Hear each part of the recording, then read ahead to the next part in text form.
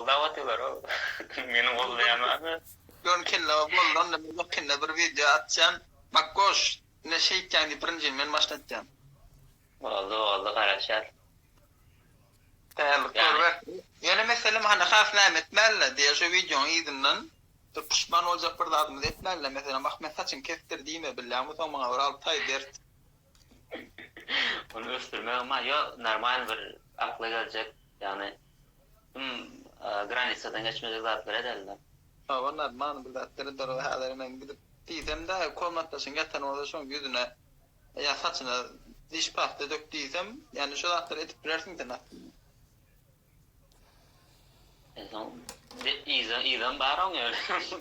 Bilmiyorum ama.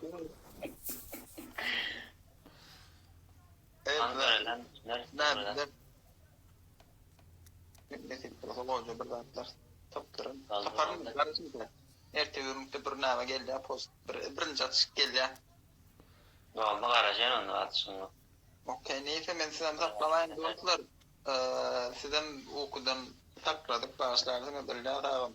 Lakin umuman şu efirdeki şu dostlar canını sağ olsun. Zamanca tutturun haberleşersin. Haberleşer. Olanlar emeğine bu da için. I work up there.